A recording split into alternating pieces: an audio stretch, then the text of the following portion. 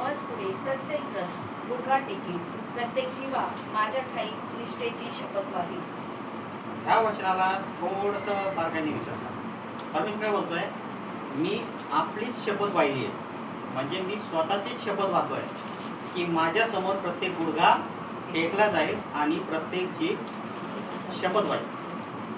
आता हेच वचन पावलाने फिलिप्पी 2 अध्याय 10-11 मध्ये हेच वचन उचलून येशू ख्रिस्ताच्या बाबतीत घोषणा केली आहे. फिलिप्पी 2 अध्याय 10 आणि 11 वचन वाचा.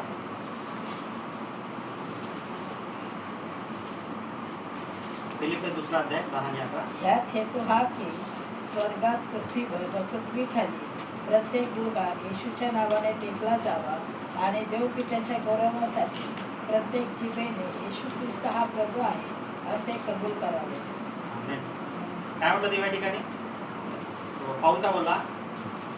स्वर्गात, पृथ्वीवर आणि पृथ्वीखाली येशूच्या नावाने प्रत्येक गुडघा टेकला जावा आणि देव पित्याच्या गौरवासाठी प्रत्येक जिभेने येशू ख्रिस्त हाच प्रभू आहे हे कबूल करावे. एक ठिकाणी देव काय बोलला? मी आपलीच शपथ वाहतोय. आणि दुसरीकडे पाऊल काय बोलतोय? येशूच्या नावाने प्रत्येक गुडघा टेकला जावा आणि देव पित्याच्या गौरवासाठी प्रत्येक जिभेने येशू ख्रिस्त हाच प्रभू आहे हे कबूल करावे. थोडासा विचार करा. या ठिकाणी पिता आणि पुत्र हे दोन्ही एकच आहेत असं दिसत नाही का तुम्हाला? इकडे देव म्हणतोय मी स्वतःची शपथ वाहतोय आणि इथं पाऊल म्हणतोय प्रत्येक गुडघा येशूच्या नावाने टेकला जावा आणि देव पित्याच्या गौरवासाठी ख्रिस्त प्रभू हे प्रत्येक जिभेने कबूल करावे. एकच वचन दोन्ही ठिकाणी आहे, पण दोन्ही ठिकाणी येशू ख्रिस्ताचा संदर्भ दाखवतो. म्हणजे येशू कोण आहे? त्रैक्यात सामावलेला एक देव. 1 योहान 5:7 हे वचन वाचा. 1 योहान 5:7 BSI वर्जन असं तो वाचा. आत्मा साक्ष देणारा आहे, कारण आत्मा सत्य आहे. BSI वर्जन मध्ये BSI वर्जन नाही आहे. साक्ष देणारा हा आत्मा आहे, कारण आत्मा सत्य आहे. हे भाषांतर जरा वेगळं आहे, पण BSI वर्जन मध्ये कसं आहे? कारण की स्वर्गात साक्ष देणारे तिघे आहेत, पिता, पिता आणि पवित्र आत्मा आणि हे तिघे एक आहे. एक आहे. काय सांगितलं या ठिकाणी? आकाशात साक्षी देणारे 3 आहेत, पिता, शब्द आणि पवित्र आत्मा. आणि हे तिघे कोण आहेत? एकच देव आहे, यहोवा देव. आता या ठिकाणी अजून एक तुम्हाला वचन सांगतो. एफिसकरास पत्र 4 अध्याय 4 ते 6. आता हे वचन ह्या वचनाला एकदम तंतोतंत पीठ बसलं. एफिस 4:4 ते 6. आता या ठिकाणी नीट बघा. तुम्हाला झालेल्या पाचारणापासून निर्माण होणारी आशा जशी एकच आहे, तसे शरीरही एकच व आत्मा एकच आहे. प्रभू एकच, विश्वास एकच, बाप्तिस्मा एकच, सर्वांवर आणि सर्वांवरच आणि तुम्हा सर्वांच्या ठाई असलेला देव जो सर्वांचा पिता तोही एकच आहे. काय ठिकाणी या ठिकाणी आता डिटेक्टिव्ह सारखी वचन नीट वाचायची म्हणजे आपल्याला आपली देवाची नीट ओळख होईल. शरीर एकच. शरीरात कोण आहे? देहधारी कोण झाला? येशू ख्रिस्त. शरीर एकच म्हणजे येशू. आत्मा एकच, पवित्र आत्मा. देव आणि पिता एकच म्हणजे कोण? यहोवा पिता. आणि ह्या तिघांना मिळून प्रभू एकच म्हणजे कोण? त्रैक्यात सामावलेला एकच देव यहोवा पिता. पिता, शब्द, येशू म्हणजे शब्द कोण? येशू. आणि पवित्र आत्मा म्हणजे जीव, शरीर आणि आत्मा या हिशोबात. पण हे तिघेही एकाच शरीराचे 3 भाग आहेत. यहोवा देव स्वतःला स्वतःच्या इच्छेने 3 वेगवेगळ्या व्यक्तीमध्ये वेगळं करतो. कसं? पिता, शब्द आणि पवित्र आत्मा. आणि ह्या तिघांना मिळून एकच परमेश्वर होतो, एकच शरीर पण 3 भागात. आणि त्याचं नाव आहे यहोवा म्हणजे त्रैक परमेश्वर. हा यहोवा देव मानवाच्या पापांना कर्जाप्रमाणे समजतो आणि जेव्हा तो क्षमा करतो तेव्हा तो त्या पापांचा पुन्हा कधीच उल्लेख करत नाही, त्यांचा हिशोब पण ठेवत नाही. आणि त्याची जी क्षमा आहे ती मानवी क्षमेपेक्षा कितीतरी पटीने श्रेष्ठ आणि परिपूर्ण असते. आता एक महत्त्वाचा मुद्दा आहे, नीट लक्ष द्या. 1 योहान 5:7 नुसार जर पिता, शब्द आणि पवित्र आत्मा हे जर स्वर्गात 3 व्यक्ती आहेत, त्रैक्या समोरला एकच देव पण 3 व्यक्तींमध्ये स्वतःला वेगळं करतो, तर यहोवा येशू ख्रिस्ताचा पिता झाला कसा? प्रश्न येतो का नाही? जर हे समान व्यक्ती आहेत, समान तत्वातले, समान त्यांचं सामर्थ्य आहे, दोघांचं एकच तत्व आहे. पण मग पृथ्वीवर त्यांचं हे नातं निर्माण झालं कसं? आता इथं थोडंसं नीट लक्ष द्या. बायबलमधून मी शोधून काढले वचन. आदामामुळं संपूर्ण जग जेव्हा पापात पडलं, पापामुळे जेव्हा मरण आलं, यावर तोडगा म्हणून देवाने येशू ख्रिस्ताला जगाच्या पापांची खंडणी भरायला पाठवलं. कशासाठी? कारण देव मानवाच्या पापांना एका कर्जाप्रमाणे समजतो. म्हणूनच खंडणी भरायला, पापांची खंडणी भरायला येशू ख्रिस्ताला देवाने पृथ्वीवर पाठवलं. ही देवाची मर्जी होती.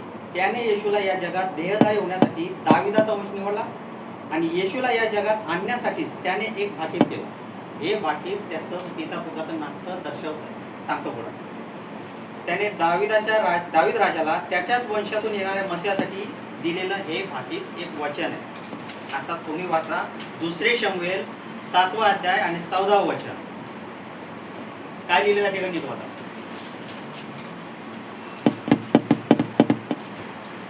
दाविदाच्या वंशातून जो मसीहा येणार होता त्याच्यासाठी ते वचन आहे. 2 शमूएल 7 अध्याय 14 वचन.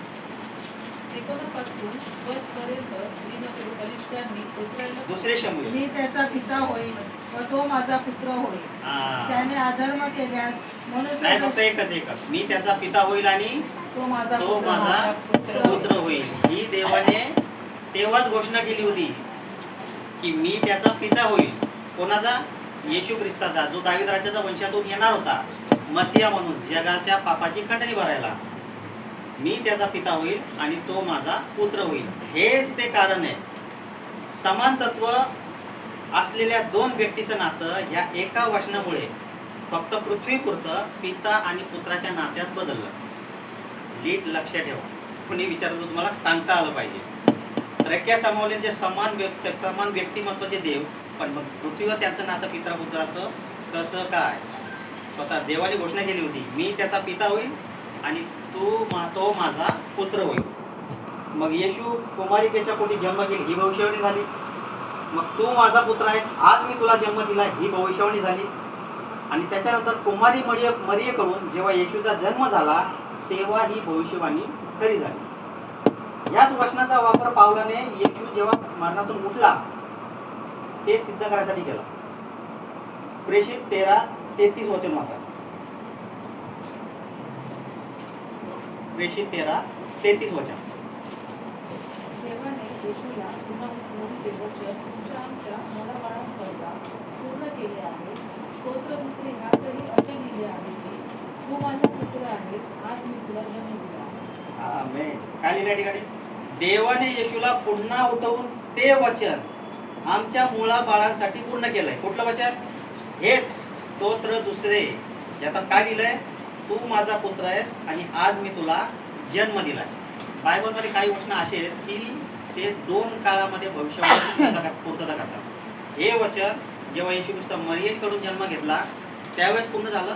त्याच्यानंतर पावलाने हेच वचन उचलून असं सांगितलं की देवाने येशूला पुन्हा उठवून ते वचन पूर्ण केलं. कसं? तू माझा पुत्र आहेस आणि आज मी तुला जन्म दिलाय. ज्यावेळेस येशू ख्रिस्त मरणातून उठला असं लिहिलंय की देवाने त्याला मरणातून उठवलं. इतकं असून पण देवाने येशूचं स्वर्गातलं अस्तित्व ह्या जगाला त्याच्या निवडलेल्या प्रेषितांद्वारे दाखवलं. कसं? आताच आपण वाचलं की यशया 45:23 मध्ये देवाने काय केलं? आपली शपथ वाहिली, माझ्यासमोर प्रत्येक गुडघा टेकेल आणि प्रत्येक जीभ शपथ वाहिली. हे वचन पावलाद्वारे देवाने प्रकट केलं की येशूच तो देव आहे ज्याच्या समोर भविष्यामध्ये प्रत्येक गुडघा टेकला जाईल आणि प्रत्येक जीवा येशू ख्रिस्त प्रभू आहे हे कबूल करेल. दुसरं, ही संपूर्ण सृष्टी येशूद्वारे येशूसाठीच निर्माण करण्यात आली आहे हे देवाने पाऊल आणि योहानाला प्रकट केलं. मीच पहिला आणि शेवटला, माझ्या वाचून दुसरा देव कोणच नाही. आणि मी अल्फा आणि ओमेगा म्हणजे आदी आणि अंत, जो आहे, जो होता आणि जो फ्युचरमध्ये येणार आहे. ही दोन्हीही वचनं माझ्या बाबतीत आणि येशूच्या बाबतीतली आहेत हे देवाने योहानाला प्रकट केलं. प्रकटीकरण लिहिणारा योहान. म्हणून प्रकटीकरणामध्ये 1 अध्याय आणि 8 वचनात त्याचा उल्लेख केला योहानाने की मीच अल्फा आणि मीच ओमेगा, आदी आणि अंत, जो आहे, जो होता आणि जो फ्युचरमध्ये येणार आहे. कोण आहे तो? येशू ख्रिस्त. येशू ख्रिस्ताने घोषणा केली होती तो म्हटला, मी आणि पिता एकच आहोत. मी पित्या वाचून निघून या जगात आलोय आणि परत जग सोडून कुठे जाणार आहे? स्वर्गात. कधी जाणार आहे? मृत्यू झाल्याच्या नंतर, मरणातून उठल्याच्या नंतर आणि स्वर्गारोहण झाल्याच्या नंतर. ही भविष्यवाणी कोणी केली? येशू ख्रिस्ताने. आणि याची साक्ष कोणी दिली? मरणातून जेव्हा येशू ख्रिस्त स्वर्गात पित्याच्या उजव्या बाजूला राजस्थानावर विराजमान झाला, त्याची साक्ष 3 जणांनी दिली. स्तेफन, पौल आणि योहान. प्रेषित 7वा अध्याय 55 आणि 56 वाचा.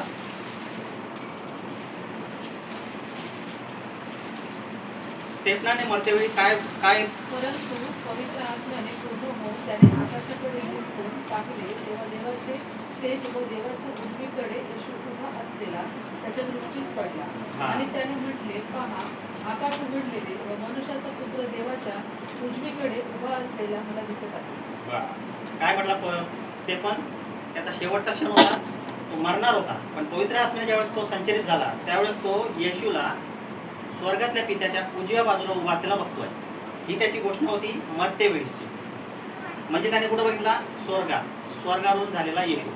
पावलाने 3ऱ्या स्वर्गात ज्यावेळेस पाऊल गेला, त्यावेळेस त्याने येशूला पाहिला आणि अशा गोष्टी ऐकल्या ज्या सांगता येणार नाही आणि ज्या कोणी कधीच ऐकल्या नाही. म्हणून तो बोलत होता की रॅप्चरमध्ये येशू ख्रिस्त येणार आहे आणि ज्यावेळेस त्याचा 1000 वर्षाचं राज्य संपेल, त्यावेळेस तो त्याचं राज्य पित्याच्या स्वाधीन करेल आणि देव त्यावेळेस पूर्ण जगावर राज्य करेल आणि कोणतरा त्या राज्याचा दिवा असेल. प्रेषित योहानाने सुद्धा येशूला स्वर्गात राजासनावर बसलेला पाहिला. प्रकटीकरण 4वा अध्याय आणि 5वा अध्याय पूर्ण वाचलं तर आपल्याला कळेल. थोडक्यात ज्याच्याद्वारे संपूर्ण सृष्टी निर्माण झाली, त्याच्यासाठीच निर्माण केली गेली, जो त्रैक्यात म्हणजे यहोवात सामावलेला शरीर रूपातला दुसरा व्यक्ती आहे, जो संपूर्ण जगाच्या पापाच्या क्षमेसाठी बलिदान व्हावा या देवाच्या इच्छेने भविष्यवाण्यानुसार या जगात जन्म घेऊन बलिदान झाला. भविष्यवाण्यानुसार मरणातून पुन्हा जिवंत झाला आणि स्वर्गारोहणानंतर पित्याच्या उजव्या बाजूला विराजमान झाला. तो येशू खरोखरच देव आहे. बायबल याची घोषणा करते. तुम्ही त्याला प्रभू मानून बिनधास्त त्याच्यावर विश्वास ठेवू शकता, कारण विश्वास ठेवण्यासाठी 100% तो विश्वासू देव आहे. कोण? प्रभू येशू ख्रिस्त. आज 2026 या वर्षामध्ये जेव्हा जर तुम्ही गुगलवर जागतिक धर्माची रँकिंग काढली ना, टक्केवारी, तर 31 ते 33% इतक्या मोठ्या टक्केवारीसह 2.4 ते 2.6 अब्जाहून जास्त येशू ख्रिस्ताचेच फॉलोअर्स आहेत सगळ्या धर्माच्या तुलनेत. आज जगातल्या सगळ्या धर्माच्या तुलनेत ख्रिस्ती धर्म टॉपला आहे. आमेन. म्हणजे काय? संपूर्ण जग माझ्या समोर गुडघे टेकेल आणि संपूर्ण जग येशू प्रभू आहे हे कबूल करेल. ही देवाने जी भविष्यवाणी केली ती आज या क्षणाला 100% खरी झालेली आहे. जगात सर्वात जास्त येशूची सुवार्ता गाजते.